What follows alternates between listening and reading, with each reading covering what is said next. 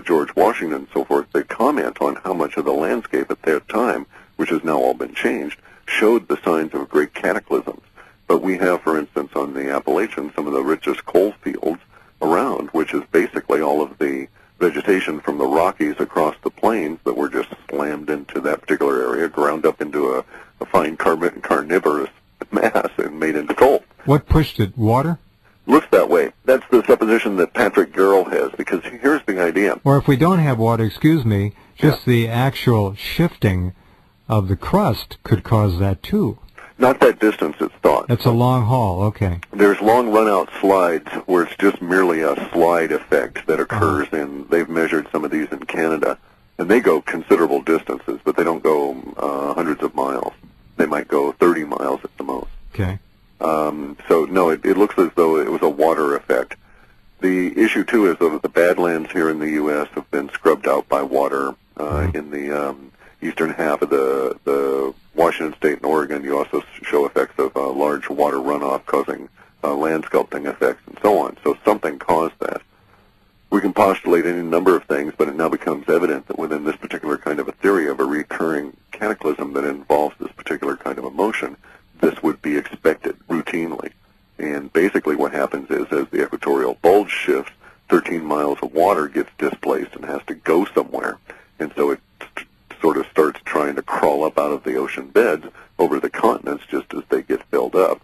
And so rises to some considerable height, and then, as the planet is attempting to reestablish its spin, bear in mind there's this fundamental law called the law of the conservation of angular momentum, and you can basically it's exhibited every time anybody throws a baseball. The speed at which it leaves your hand is due to the angular momentum of the arc of the pitcher's arm, and so it's that arc that creates that level of speed, and that's what we're going to encounter here. And as that angular momentum attempts to reassert itself, the oceans slosh around a bit and go walkabout over the continent.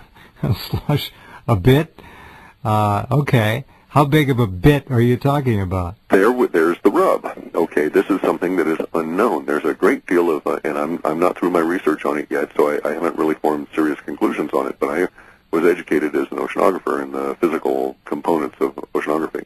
And I'm familiar with waveforms and all this kind of stuff. And I would dispute that the idea that you could get a 1.5 mile high level of water under the conditions that Garrell states that may be possible, but even his work notes that the ancient history of all of this, from the people that used to be Atlanteans that ended up becoming the Egyptians, they wrote about it, as well as the Hindus.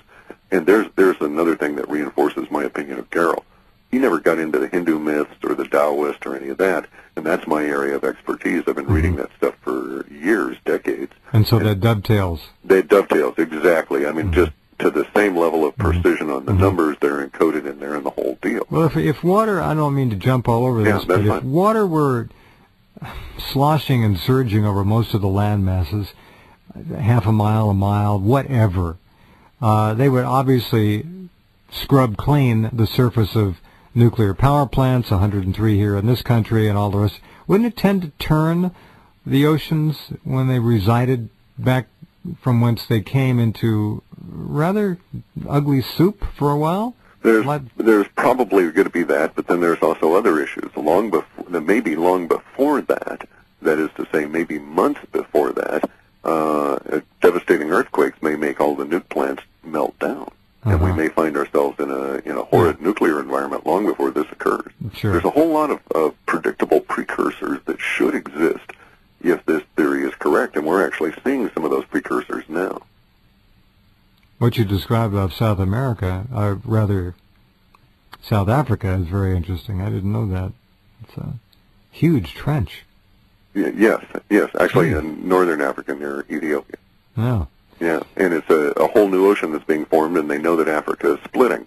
Well, again, part of the effect of all of this has got to be that it's a predictable level of impact, is not only things like the level of fertility going down, but a level of chaos, for instance, must exist within the magnetic structure of each and every one of the planets that can exhibit itself in a number of different ways, some of which will be extremely deep earthquakes, alterations in tectonic plates as the inner core of the Earth gets magnetically twisted all around, very similar to the sun. Very interesting. All right, back in a couple minutes to talk more about this with Cliff. Glad you're along tonight.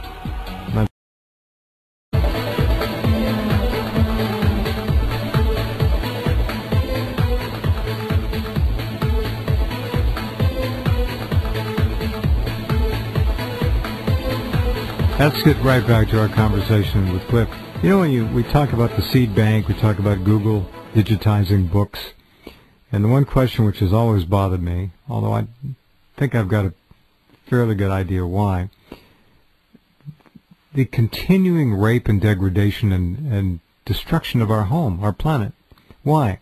Not one international globalist corporation, not one major government on the world is making any serious effort to reverse the looting, the destruction of our home.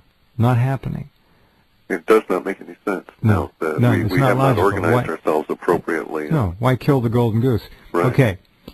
Does this suggest that at some level, not all CEOs, not all somebody knows somewhere that this something very big and very unpleasant is going to happen, so what the hell difference does it matter? That's what they're saying. I don't know. Now, the other issue is Denver.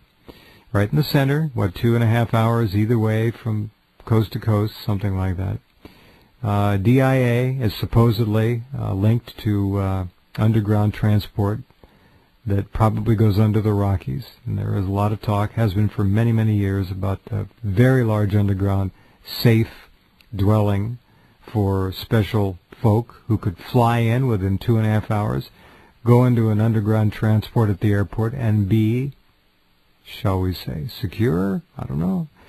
You got 1.5 miles of water running over you. You got mountain ranges displaced. Who knows? I don't have the answers. Even if it's localized 400-yard tsunamis running over 100 square miles, it doesn't matter. It's not going to be that simple. But isn't it 90% of the world's populace, Cliff, lives on the coast or very close to the ocean? Yeah, within 30 miles, you get 85% of the planet's populace. But even beyond that, of course, you get almost all the nuclear plants. You get all of the port systems. You get all of the communication sites, and just on and on and on. So it doesn't have to be 1.5 mile tsunami. No. And some of the literature, some of the ancient literature that has come through, suggests that this movement is done in a series of fits and starts, little jerks. And this makes sense relative to what's actually going on and how the angular momentum of the planet would attempt to reassert itself under these conditions, and that the bulge being gone would not be a smooth, continuous process. And so even if you were going to shift a great degree, say that the continents were going to spin 3,000 kilometers, as Patrick suggests, well, even under those conditions, it might do it in 3 separate jumps. In which case, that perhaps it would be, as you say, locally devastating, which maybe it's going to come in, 100 miles, 200 miles along the coast, and we're going to have huge levels of destruction at that level. Effectively, our civilization is shot because of the... So that would take care of it, sure. Yeah, and really, the terrible part of this is that much of the civilization may be really at risk from the precursors long before we actually get to such an event, because bear in mind, certain things are predictable. As I was saying, the internal magnetics of the planet are going to get really weird.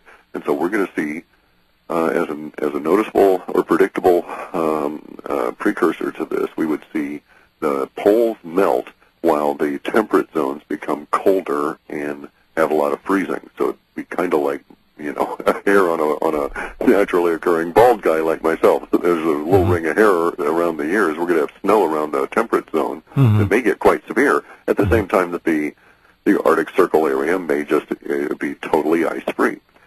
This will have to do with those... Which has happened before, we know. Yeah. Correct.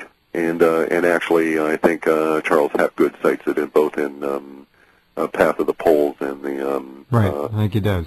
The maps of the ancient Sea King. Well, there's trees, everything else down there. I mean, it was obviously green and lush and quite vibrant as a non-ice mass at one time. When and how. I want to, again, call attention to the special material for tonight's program, available through the guest box at my site, rense.com or halfpasthuman.com. Beautifully done. I don't know who did it. Rebecca Price did all of the graphics. Well, Rebecca, that's why we had to wait. Was basically we couldn't get my crude graphics to get anything close to the idea, so we had to get a professional involved. Rebecca, you did a beautiful, brilliant job. She translated all these very well. I'm very pleased. Yeah, it's extraordinary, and we will keep that up in a featured story along with tonight's audio for free for a long time. I'm looking at some of these drawings again and again and just amazed. She is really gifted. That's good. Very good stuff. Okay, so we have 1,000 days, maybe less. Who knows? The problem is that this is a predictable sequence if you have certain levels of knowledge ahead of time, which has been deprived from us. The powers that be may know it through the Vatican at all, but us as the regular humans, we don't.